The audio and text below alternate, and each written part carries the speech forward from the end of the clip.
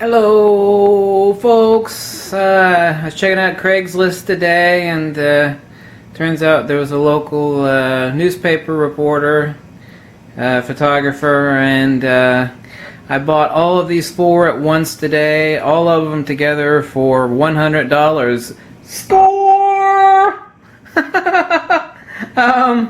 I'll talk about some speedlights really quick. I used to own a few of these. I haven't had any SB28s in quite a while.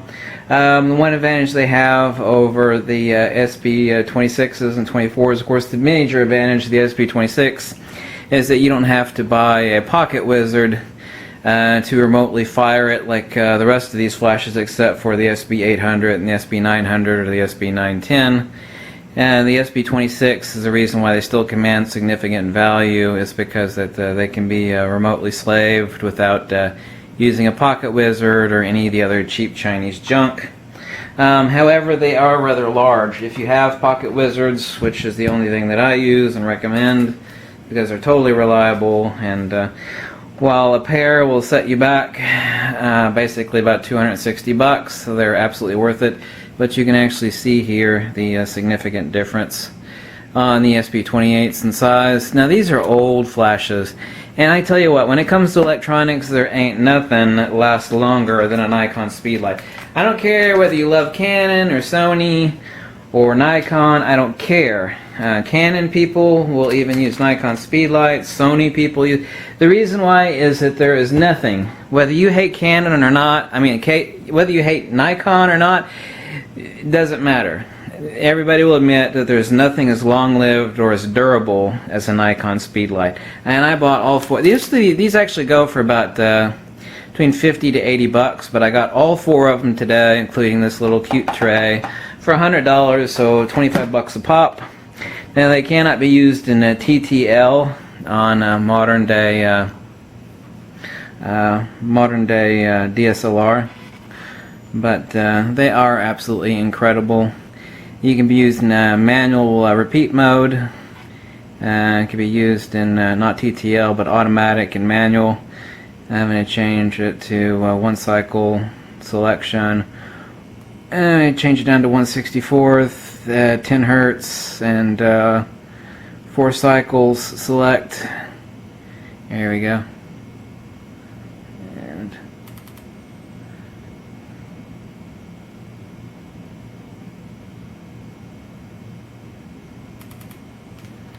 Awesome little flash. So I'm so happy. They were a little bit dirty, but I cleaned them all up.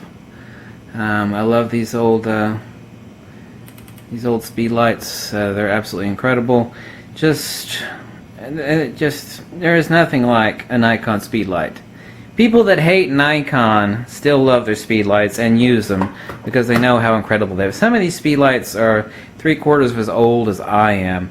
As I've told you before in some other videos, some of the best things with the use of the SC17 or SC29 flash cable is the use of an SB22.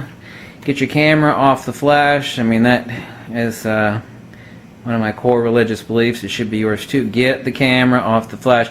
If you have some of the young new remote slaves, I always have trouble pronouncing that, or some of the pocket wizards, which I use, you can use any of these to trigger these and set them, like in some of these, the SB23, a dumb flash, but they're just absolutely indestructible. You can pack them in your pocket. You throw an SC17 or 29 flash cable on it, you stick it in your pocket when you're not using it, bring it out, add some fill flash to someone's face. Just, people are so afraid of flash photography. I mean, look at this. You've only got off and on this, basically. You can't TTL with this old SB23.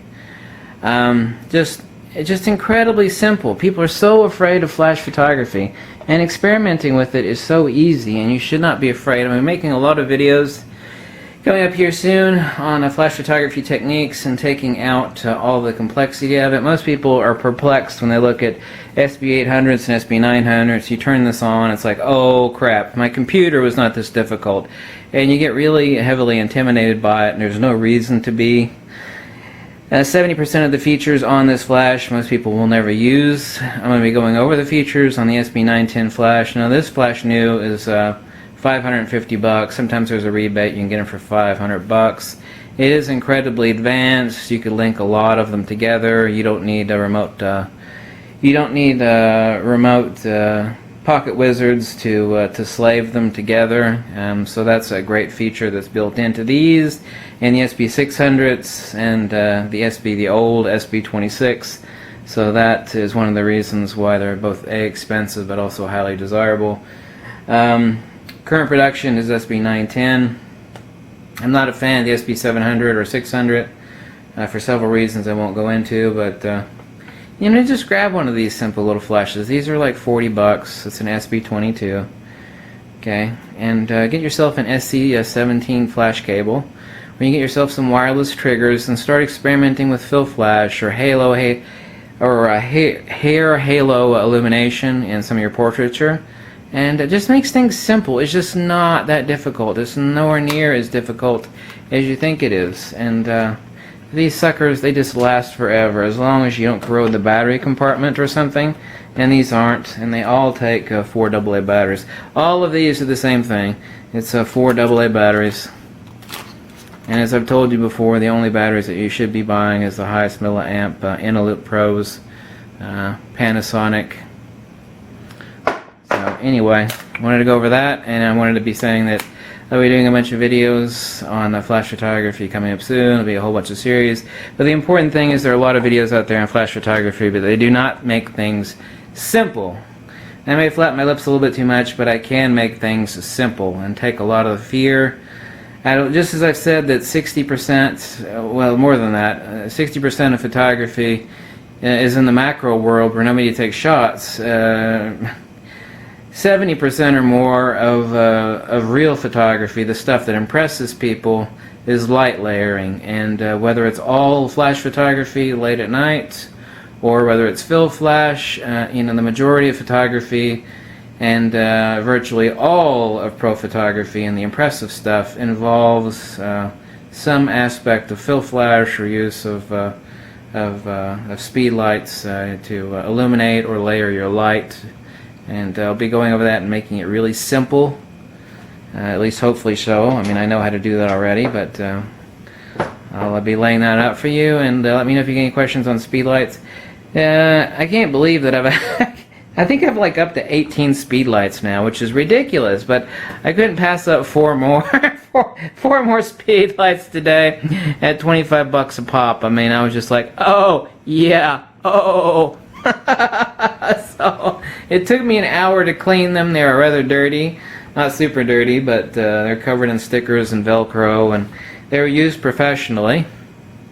And also, when you see Speedlights like this, something else is important to mention. You see the broken shoe right here. Since they're made out of metal now, but if you get an older one like this, it's broken. And if you're going to use them as a wireless trigger, especially if you're going to use a pocket wizard, since you're going to be using your sync port, it doesn't matter. I mean, this whole thing could be broken back here as long as the Speedlight operates.